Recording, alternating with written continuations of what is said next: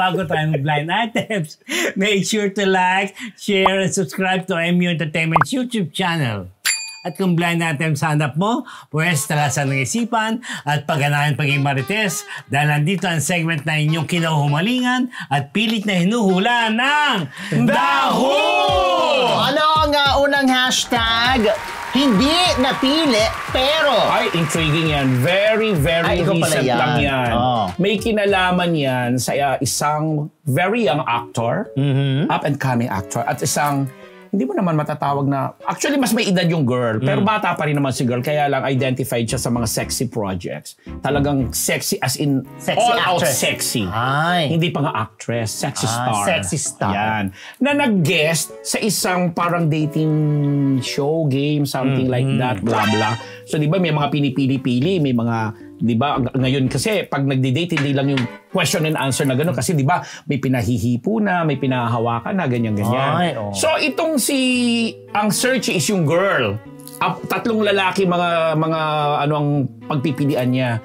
Napili niya isang parang mukhang chinito na young actor din na gwapo rin naman talaga. Di akala nila, okay sila, blah, blah. Pero ang nakakaloka pala dito, sabi nung source natin, yung hindi napili, yung pala yung nakadate niya. Parang panood ko yan? Ay talaga? Napanood mo? Yung hindi niya napili, yun ang nakadate niya. Sila ang nagkaroon ng special moment, banding-banding daw, kumain sa labas, blah, blah, blah. Siyempre, para sa mga marites, 1 plus 1 plus 1 plus 1 na. Nagkatikiman. Parang gano'n. Hindi naman ginamit yung salitang tikim. Pero siyempre, batang lalaki na mga nasa 20-something lang. Is the banana sweet? Siya mag-get. Tapos, kasi, actually, ang pinakamagandang generous clue na maibibigay ko, parehong letra. Ang start ng pangalan nila, first name nila, parehong letra. So, kunwari, parehong letter J. Parang letter, kunyari yung first name, pareho. Yun lang. Yun lang bibigay kong clue. Kasi hindi ko rin magkilala si... Parang napanood kayo na yung inuhulaan, parang yung mga hayop ka. Ano ka? Paano? Yung tipong gano'n. Napanood ko yung episode na yan eh. Yun. So anyway, yung babae na daw po na yun, na hindi yung napili niya, ang dinate niya, yung na talaga naman di siguro nagparamdam din yata sa kanya. Napapanood ba ngayon yung young actor na yan? Oo. Napapanood siya sa isang... Puro young actors ang kasama niya. Sa isang action series. Sa isang action series, ayun ang clue. Si actress, yung babae, parang hindi na siya masyado nga napapanood. Sabi mo nga sa report mo kanina, walang activity. Pero kilala ni Junior actress. Report niya kanina? Hindi yung... yung report niya kanina. May report siya kanina na tahimik, walang bagong gawa, bla bla bla bla. Walang press call lately yung girl. Doon siya galing. Doon siya galing sa anong yun. I see. Diba? Hindi yan, pero kasama niyan. Si Ani. So, yun. Magandang gabi po muli sa inyong lahat at maraming salamat uli. Ideal Vision, Dr. Jessica D, thank you very much. Faces and Curves. At sa lahat po ng mga nagbigay ng mga messages simula last week hanggang ngayon, maraming salamat. Mahal ko kayo. Hindi ko na kayo isa-isahin. Thank you very much. Diva, Diyos Maray nabanggit po sa Induga Boss. Yun na. Next hashtag. Hindi yan. Pero malapit yan yung pangalan ng girl. Mali yung kukulan, yung surname. Next hashtag. Gusto kong bumalik. Saan? Ay, akin yan. Hello mga Marites! Bago po tayo bumalik sa Marites University, kung gusto niyo po laging makatanggap ng latest chismis, pati na rin ng mga nakakaintrigang blind items at insider scoop tungkol sa lahat ng showbiz-related happenings. Huwag niyo pong kakalimutan mag-subscribe sa MU Entertainment YouTube channel. Marami man ang ating mga Marites subscribers, mas marami pa po ang hindi nakasubscribe, kaya naman subscribe na mga Marites! Gusto kong bumalik. Maikli lang to. Kasi itong female star na to, female star na lang ha, grabe pala yung attitude. Grabe ang pag-uugali. So, meron siyang, syempre, part siya ng isang, hirap itawid, part siya ng isang management. Okay. Ngayon, yung una niyang, parang kasi gano'n yan, may road manager, may handler, di ba? So yung una niyang road manager, hindi nakatagal sa kanya. Dahil sa, parang maraming ginawa itong si female star dun sa unang road manager. Oh, no! Tapos, nagkaroon siya ng panibagong road manager. Kung yung ginawa niya dun sa una, 10 times daw na mas hindi maganda or nagpakita ng talagang attitude na talaga. Sobrang attitude na itong female star na to. Yan. So, dahil doon, talagang inaayawan na siya. Parang wala nang gustong kumuha sa kanya na mag-manage sa kanya. Okay. Or sumama sa kanya, mag-assist sa kanya. Ganyan. Ito ba yan? Yan. Tapos marami na rin daw nakakapansin na talagang attitude na, talagang may ugali. So, ito nga yung si female star, siguro napapansin niya, parang wala na sumasama sa kanya, pati mga road manager, talagang kahit pilit-pilitin daw, ayaw talaga siyang samahan. Kasi nga, grabe daw talaga ginawa dun sa pangalawang road manager. Ginawa as in... hindi naman inelaborate. So siguro... Basta hindi maganda. Oo, hindi maganda. Young star ba ito? Hindi naman sobrang young and not too old. Kasi hindi yan. So, yun. Pero...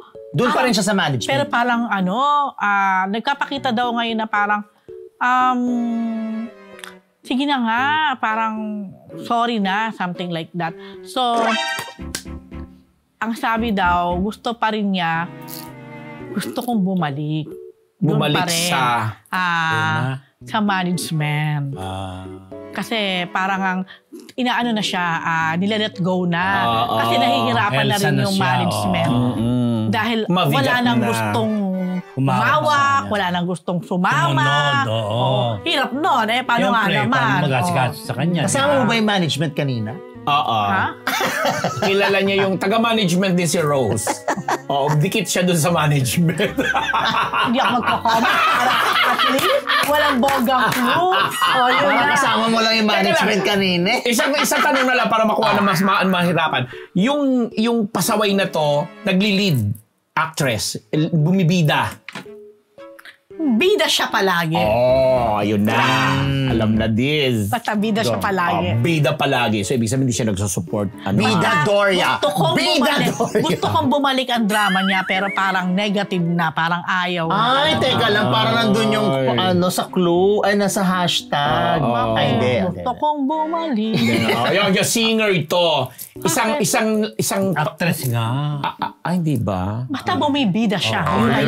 Dahil dyan, mati ka na. Bidang singer. Yun na, okay na yan. Hindi na masyadong hirap na hirap ako itawid dyan. Kasi marami ako hindi binigay ng mga anik dahil parang taga-management ka. Ang daling mahuhulaan. Yun na. Kasi ano nga niya lang kanina. Charot. Ay, nako. Ano to? Anyway, yan, syempre, parang missing in action na naman ang pinsang ko. Kaya pala missing in action. Hello, Irene, nasa Taiwan siya. Yes. Irene, nakakarating ba tayo sa Taiwan? Sana naman nadalaw mo si dyan, Kanshai. Okay? Then, syempre, happy birthday kay sa aking kumpare na si Emer Camacho. Si Emer Camacho ang husband ni Mars Ching. So, happy birthday, Emer! Tomorrow. At saka hello din sa kanyang mga ka-department sa BRC. Okay? Of course, ayan. And hello kay Ninong Boyet, Ate Maribel, Ate Janet. Ayan. See you tomorrow. Parang abait-bait ni Ninong Boyet. Yan na. Kasi alam mo, kaya sila laging binabate. Kasi palagi sila nanonood talaga sa atin. From the US. Ninong, hindi ko kala ko Australia. Iba yun. Si Ninong Boyet, dati yan, doctor, alam ko mataas ang katungkulan yan sa Philippine Orthopedic. Tapos si Ate Maribel, asawa niya yan, Actually, hindi naman iba sa akin yung mga relatives ko talaga. O, Ninong Boyat ha, alam mo na. Kasi nakakatawa talaga, hindi sila pumapalya halos. Correct. Tapos meron pa ako naalalang cute na pangalang bata, Arkin. Si Arkin ay anak ni Mars Ching at saka ni Kita mo, Karen Elmore. Arkin, di ba? Hindi na siya bata. Ano na siya ngayon? Ilan pa ba Arkin? 13 na, gano'n. Bata pa din. Bata pa. Next hashtag. Nauna pero di nagwagi. Ayan, may kinalaman po yan sa tatlong sexy female personalities. Ayan, okay. At involved ang isang rich businessman. Ito si rich businessman, ako napakahilig niya sa mga tao sa showbiz. Siyempre, Mahilig siya sa mga ganyan. sexy na mga female personalities. So ang inuna niya si Sexy number 1. Si Sexy number 1, dinala pa niya yan sa ibang bansa. Pinag-shopping pa niya doon para lang matikman. Si Sexy number 2 naman, ay hanggang dito lang sa Pinas. Pero, natikiman portion din. At Siyempre, mga bayla-bayla din. Bayla-bayla ko. Pero, kahit nauna itong si Sexy 1 at si Sexy 2, ang nanalo sa kanilang tatlo ay si Sexy 3. Dahil si Sexy 3, hindi lang basta dinala sa ibang bansa, hindi lang binayla-bayla ng mga mamahaling mga gamit. Dahil si Sexy number 3, ibinahay pa ni rich businessman. Kaya, ang sabi ng mga nakakaalam ng kwentong ito, na kay Sexy number 3 ang huling halakhak. Dahil hindi na pinapansin ni rich businessman si Sexy 1 tsaka si Sexy 2 dahil nakafocus na siya ngayon kay Sexy number 3. Sobrang bata yata si Sexy number 3. Actually, hindi nagkakailayo ang mga edad nila. Pero parang pinakabata doon, I think, si Sexy number 2. Si Sexy number 1, bigyan natin ng clue. Si Sexy number 1, meron siyang kapangalan na sikat na actress. Sobrang sikat na sikat. Talaga. Laging trending na actress. Yan na. Nagala. May kapangalan niya. Tapos, itong si Sexy number 1 din, more on siya. Paano ba? Hindi, sexy talaga. Hindi siya nagdadrama. Kaya medyo nagpapa-comedy kasi syempre sexy comedy, ganyan. Si Sexy number 2. Number 1 yan. Si number 1, yung nag-goodbye na. Si Sexy number 2, na natikman din, naman ito? Medyo bago-bago pa lang sa showbiz, pero galing sa showbiz family. Ang daming mga hula, hindi yung mga lola na yung mga nilalagay ninyo. Hindi yan. Si Sexy number 2, tapos medyo more on siya, pag-awit at pag-host. Pero sexy. At may kapangalan siyang singer. Female singer. Dalawa silang pangalan. Magkakapangalan sila. Tapos singer din siya? May pagka-singer pero hindi naman siya sikat pang singer pero nakakaawit. Si Sexy number 3, wala siyang kapangalan. Kaya binahay ni rich businessman. At sikat at talagang lagi nang nababalita na may mga noon, may mga rich businessman na, pero ito, bago na naman na rich businessman. Active ba si actress Sexy number 3? Yes! Active. Kasi nasa isip Tsaka doon sa tatlong yon, si Sexy number 3 din ang pinakasikat. Nasa row 4 ako. Ako din. Naku, kilala mo. Yung una, gets ko sabi mo may kapangalan na sikat na sikat. Sikat na sikat. Sino ba mga sikat na sikat?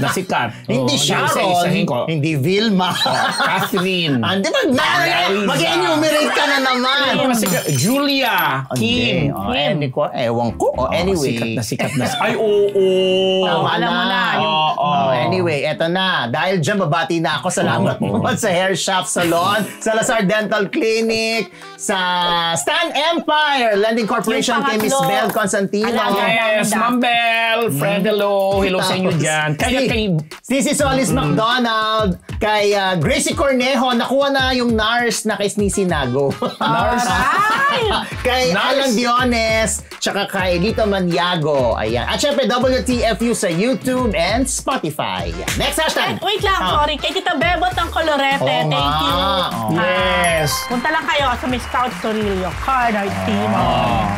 Okay. Next hashtag. Wait lang, papa-shoutout lang si Soki Esteves, kay Hello. Leo, Ay, hello, Soki. Asher, pamangkin niya si Sister Boy at cousin niyang runner pag nagse-celebrate. Iyon, salamat. And kay, yun na nga, Ma'am Bel Constantino, Soki Esteves, kay Tetra, Lani Michel, yun na. Hey, Thank Miss you. Belle. Hello, Miss Belle. Hi, Miss Belle Constantino. Go. Next hashtag. Go, Moreno Killer. Ay, gusto ko yon. Hindi Isko Moreno, ha? Moreno as in kulay. Okay. Kulay, di ba? Yes. Iba. Merong gusto ng Tisoy. fair complexion. No? Moreno Killer to. Bakit? Dahil? Ewan ko, hinabol-habol yan isang male personality. Male personality na naghahabol? Oo, kala mo male, pero Rosetta pala. Type na type niya yung Moreno, actor na yan. Okay. Oo. Hindi ko lang alam. Kasi nga, nung bago-bago yung actor na yan, talagang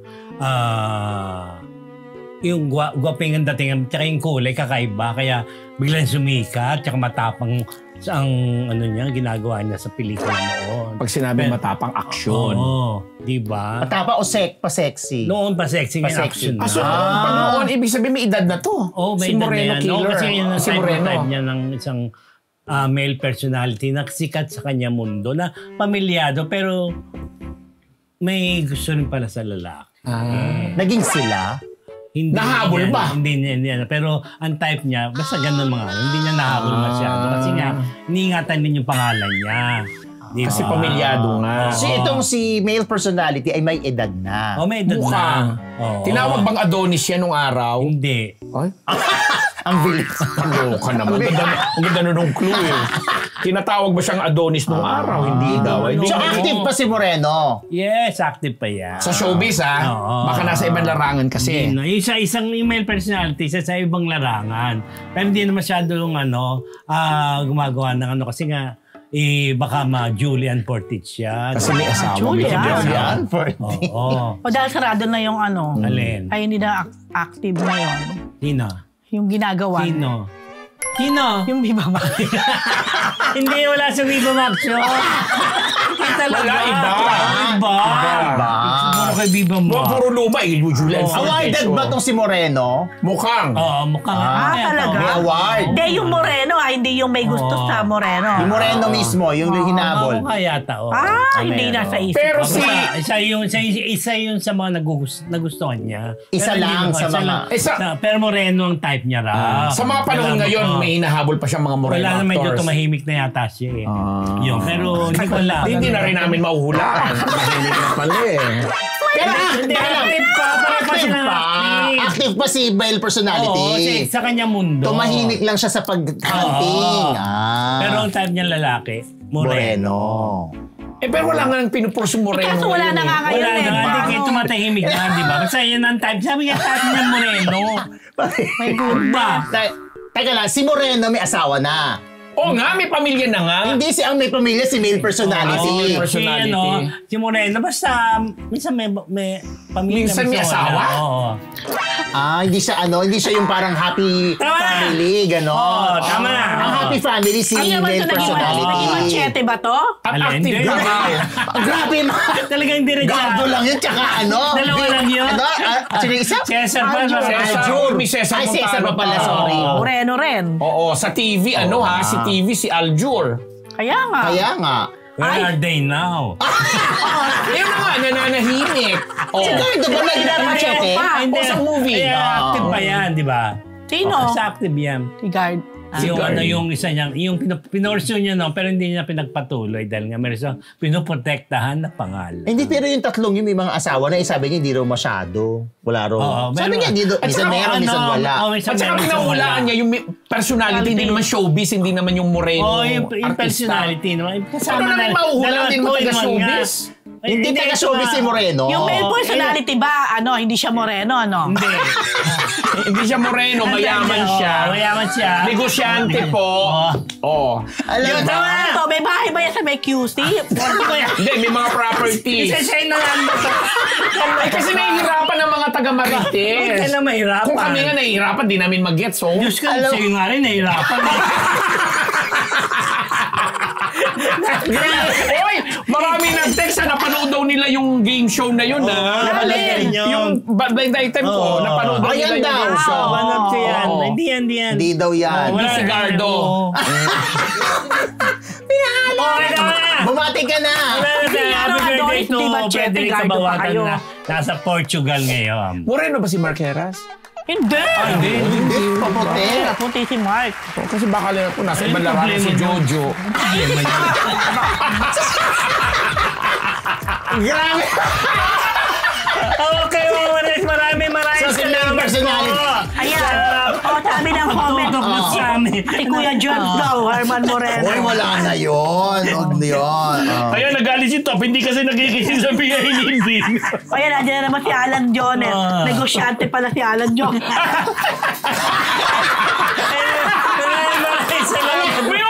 Alan Jones, ikaw yung una. Masayang episode ang nabigay namin sa inyo. Alan Jones! Ikaw pala yung mahilig sa Moreno. Uy, hindi mahilig siya sa Sa tisoy. bata ay mahilig.